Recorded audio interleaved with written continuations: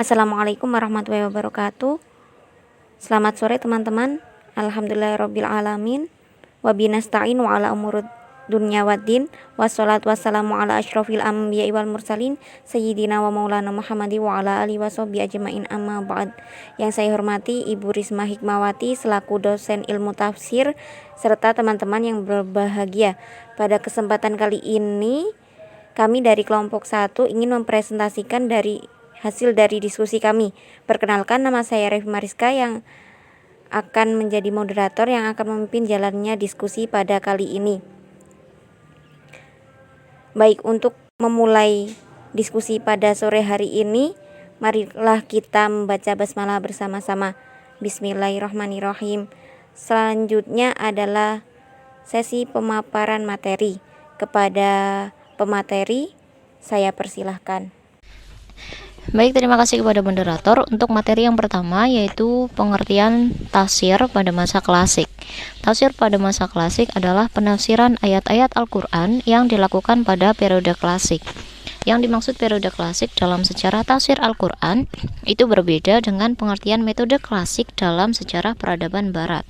Dalam penafsiran Al-Quran, periode klasik dimulai sejak zaman Nabi Muhammad SAW dan sahabat, abad 1 Hijriah hingga abad ke-2 Hijriah, yakni era generasi tabi'in dan bahkan generasi awal atba' tabi'in.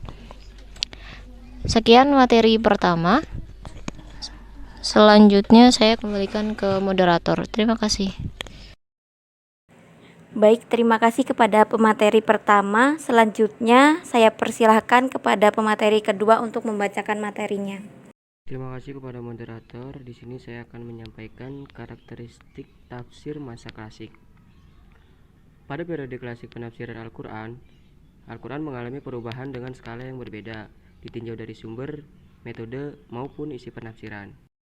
Nah, yang pertama ada karakteristik tafsir periode klasik ditinjau dari sumber penafsiran. Pada periode klasik terdapat dua sumber penafsiran yang digunakan oleh musafir, yaitu tafsir Bi'al-Madhur dan tafsir Bi'al-Royi. Yang pertama ada tafsir Bi'al-Madhur. Tafsir Bi'al-Madhur adalah tafsir yang berdasarkan pada kutipan-kutipan yang sahih. Sebagai contoh, ada dalam Al-Quran, yakni Quran Surat Al-Hajj ayat 30, yang artinya, dan telah dihalalkan bagi kamu semua binatang ternak, terkecuali yang diterangkan kepadamu keharamannya. Yang kedua ada tafsir Bi'al-Royi. Tafsir Bi'al-Royi adalah tafsir yang bersumber dari ijtihad yang didasarkan pada kaidah-kaidah penafsiran yang benar, dan tidaknya berstandar pada ijtihad semata atau hawa nafsu. Tafsir Bi'al-Royi dibagi menjadi dua. Yang pertama ada tafsir Mahmud, yaitu penafsiran yang sesuai dengan kaidah-kaidah yang benar. Tafsir ini hukumnya bisa diterima dan bisa dijadikan sebagai pedoman. Yang kedua ada tafsir Mazmum atau tafsir Al-Batil, yaitu penafsiran yang hanya bersumber dari hawa nafsu tanpa mengetahui kaidah-kaidah yang benar dalam penafsiran Al-Quran. Jenis tafsir ini tidak dapat diterima sebagai pedoman. Selanjutnya ditinjau dari segi metode. Mayoritas tafsir yang berkembang pada periode klasik menggunakan metode tahlili. Metode tahlili adalah metode penafsiran dengan menjelaskan uraian ayat demi ayat, surah demi surah sesuai dengan tata urutan mushaf Utsmani dengan penjelasan yang cukup terperinci. Dan yang terakhir ditinjau dari segi corak dan pendekatan. Tafsir-tafsir pada periode klasik lebih cenderung menggunakan pendekatan yang beragam, baik dari segi linguistik, gramatika, fikih, filsafat, maupun teologi. Mungkin itu saja yang bisa saya sampaikan. Kurang lebihnya mohon maaf. Saya kembalikan lagi ke moderator. Terima kasih kepada pemateri kedua yang telah memaparkan materinya. Selanjutnya saya persilakan kepada pemateri ketiga untuk memaparkan materinya. Baik, terima kasih kepada moderator. Selanjutnya yaitu materi tentang sumber-sumber penafsiran pada masa klasik. Yaitu yang pertama ada Al-Quran. Sebuah konsep yang dikembangkan menjadi tafsir maudhu'i oleh para ulama adalah Al-Quran yufassir ba'duhu ba'dan. Konsep ini populer di era modern dan kontemporer. Konsep ini datang dari asumsi ilmu relasi Al-Quran. Contohnya, Imam Al-Qurtubi yang menjadikan firman Allah Quran Surat An-Nisa ayat 82 sebagai dalil adanya hubungan dan kaitan antara ayat-ayat dalam Al-Quran. Ada juga Al-Zamakhsyari menjadikan surah Hud ayat 1 sebagai landasan adanya munasabah dalam Al-Quran. Jika menggunakan model ilmu ini dalam kerangka yang dipaparkan oleh Romher, kategori ini masuk ke dalam homomorph, yaitu ketika Al-Quran sebagai subjek dalam konteks ini menjadi sumber. Munasabah Al-Quran ini oleh para ulama, semisal Imam Al-Khattabi, Al-Jurjani, serta Al-Baqilani, menjadi salah satu dari keistimewaan Al-Quran yang dalam bahasa Muhammad Syahrur ini disebut sebagai ijaz ilmiah. Namun yang perlu digarisbawahi di sini adalah bahwa tafsir dengan menggunakan Al-Quran sebagai rujukan homomorph tidak hanya dilakukan oleh para sahabat, akan tetapi tafsir Al-Quran bil Quran bukan hanya berorientasikan syarah, tetapi juga ada kaidah-kaidah yang dikembangkan oleh para ulama ulumul Quran dan ilmu usul fikih. Semisal ada mutlak, muqayyad, nasakh mansukh, dan mujmal mubayyan. Tafsir dengan metode ini oleh Ibnu Taimiyah dikatakan sebagai sebaik-baiknya penafsiran. Kemudian sumber penafsiran yang kedua adalah hadis. Penafsiran Quran Surat An-Nahl ayat 44 dan Quran Surat Al-Hasyr ayat 7 dijadikan sebagai dalil bahwa hadis secara normatif dijadikan sebagai sumber rujukan kedua setelah Al-Quran. Hingga kemudian para ulama merumuskan dan menjadikan fungsi utama dari hadis adalah tabyin lil kitab, ta'kid, syarah al-mubham, tafsir al-mujmal, dan tausir. Selain itu, sunnah Nabi merupakan eksponen faktual daripada Nabi yang secara langsung berdialektika dengan Al-Quran. Akan tetapi perlu diperinci bagian mana saja yang menjadi tabyin lil kitab, apakah keseluruhan daripada hadis atau hanya sebagiannya saja. Setidaknya ada dua sumber, yaitu hadis-hadis yang merupakan komentar Rasulullah, baik secara praksis maupun bayani, yang terekam dalam bab tafsir kitab hadis, bagaimana dinyatakan oleh Al-Khuli dalam kitabnya At-Tafsir, Ma'alim Hayatihi wa Manhajuh Al-Yaum.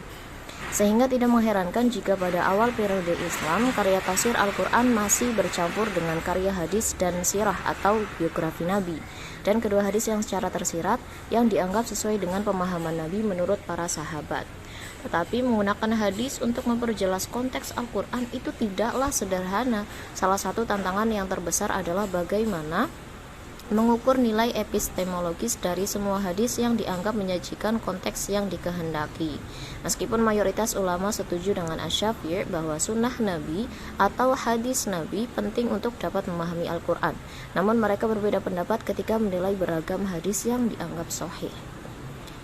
Kemudian Maslon tentang hal ini melanjutkan, beberapa hadis yang diceritakan oleh banyak orang kepada dari generasi muslim paling awal, hadis mutawatir semacam ini tentu saja dapat dipercaya, tetapi sangat sedikit. Sekitar hadis lainnya dilaporkan oleh hanya satu orang untuk setiap generasi.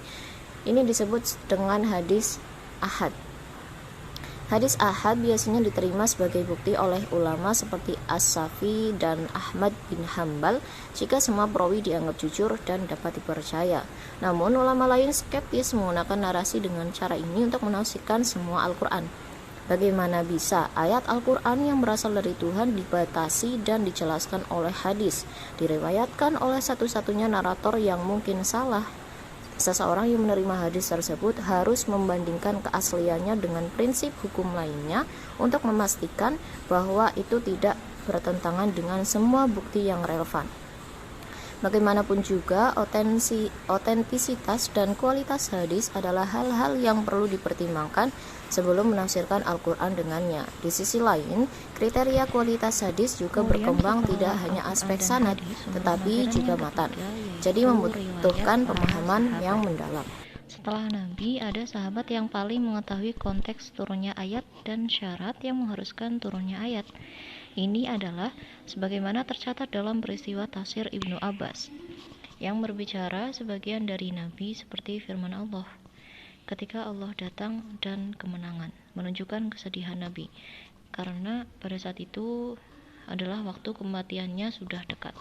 Tetapi harus ditekankan bahwa sahabat memiliki keterampilan at-Taqah yang berbeda dalam menafsirkan Al-Quran. Di antara mereka, menurut As-Siddiqi, ada yang memiliki pengetahuan sastra yang mendalam dan ada juga yang terus-menerus menemani para rasul. Beberapa ada menyaksikan asbabun nuzul dan sebagian yang lain tidak menyaksikan. Bahkan di antara mereka ada yang mengetahui adat istiadat dengan baik. Adat istiadat orang Arab dalam penggunaan bahasa, ada pula yang tidak. Beberapa mengetahui perilaku orang Yahudi dengan baik dan beberapa tidak. Dalam hal ini, Abdullah bin Mas'ud menunjukkan bagaimana bentuk tahaddus bin nikmah dalam arti Al-Quran. Tanyalah padaku, tidak ada Tuhan selain Allah, tidaklah diturunkan suatu ayat dari Al-Quran, kecuali saya tahu untuk apa ayat itu diturunkan dan di mana diturunkannya. Pada sisi lain, pemahaman para sahabat terhadap Al-Quran pun begitu mendalam, sebagai akibat mereka tidak akan beralih pada suatu ayat, jadi mereka mampu tahu dan mengamalkannya. Seperti yang diriwayatkan oleh Abdurrahman As-Salami bahwa orang-orang seperti Utsman bin Affan serta Abdullah bin Mas'ud yang dibacakan untuk mereka ayat Al-Quran.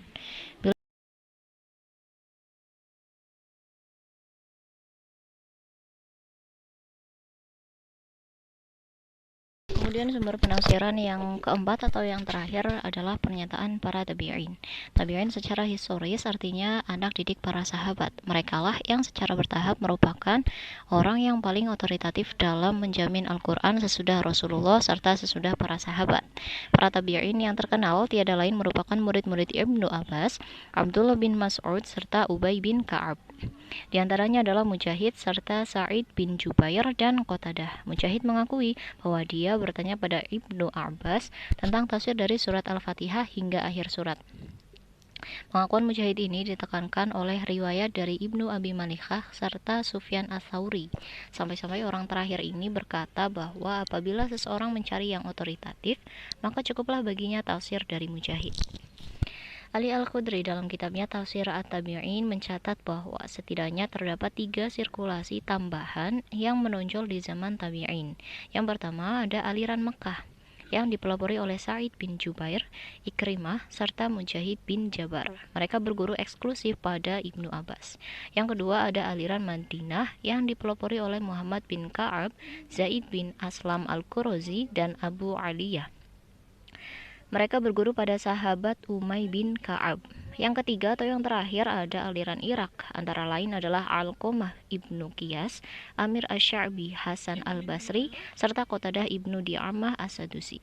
Mereka mengaku pada sahabat Abdullah bin Mas'ud.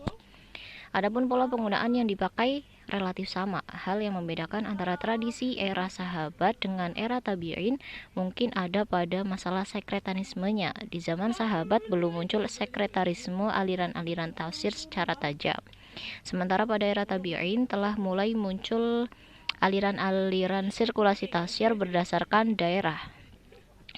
Itu ditimbulkan sebab para mufasir berasal dari kalangan tabi'in yang dahulunya itu berguru untuk para sahabat, kemudian menyebar ke beberapa wilayah. Satu hal lagi yang krusial untuk dicatat bahwa terjadi semacam pergeseran paradigma pada konteks rujukan ekstensi. Bila para sahabat tidak tertarik menggunakan riwayat-riwayat Israiliyat dari Ahlul Kitab, maka tidak demikian halnya dengan para tabi'in yang sudah mulai banyak menggunakan sumber-sumber Israiliyat menjadi rujukan ekstensi, terutama untuk mengawasi ayat-ayat kisah. Faktor utamanya adalah banyak ahli kitab yang masuk Islam dan para tabi'in ingin mencari informasi secara lebih detail untuk mereka tentang kisah-kisah yang masih bersifat global. Di antara para pakar kitab yang kemudian masuk Islam serta menjadi rujukan dalam menjaga ayat-ayat kisah atau ayat-ayat Israiliyat adalah Abdullah bin Salam, Ka'ab bin Akhbar, Wahab bin Munabbih, dan Abdul Aziz bin Juraij. Demikian pemaparan tentang sumber-sumber Baik, terima kasih kepada pemateri ketiga. Selanjutnya saya persilahkan kepada pemateri keempat untuk memaparkan materinya.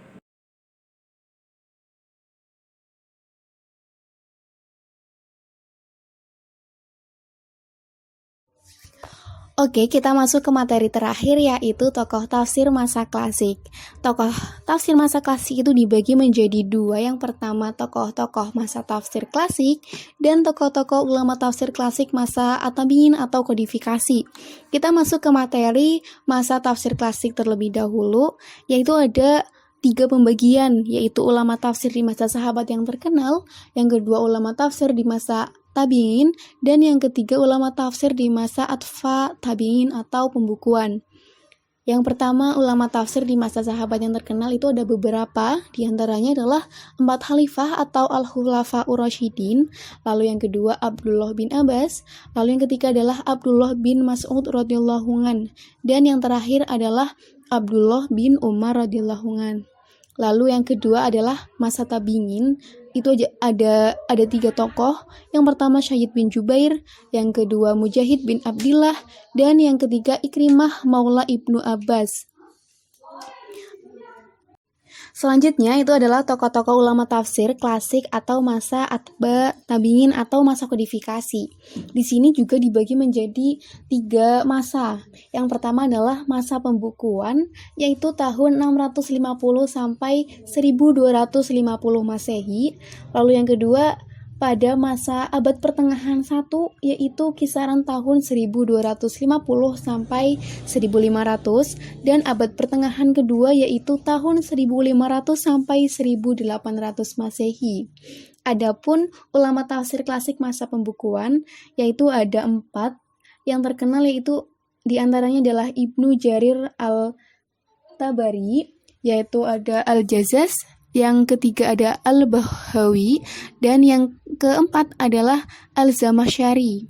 Lalu yang kedua adalah ulama tafsir klasik abad pertengahan pertama, yaitu ada Imam Fakhruddin Al-Razi, lalu yang kedua ada Al-Qurtubi, lalu yang ketiga ada Al-Baidawi, dan yang keempat ada Al-Hasin. Dan yang terakhir atau pada ulama tafsir klasik abad pertengahan kedua kisaran tahun 1500 sampai 1800 itu ada Ibnu Katsir, dan yang kedua ada Jalaluddin Al-Suyuti, dan yang terakhir ada Al-Alusi. Baik, terima kasih kepada seluruh pemateri yang telah memaparkan materinya.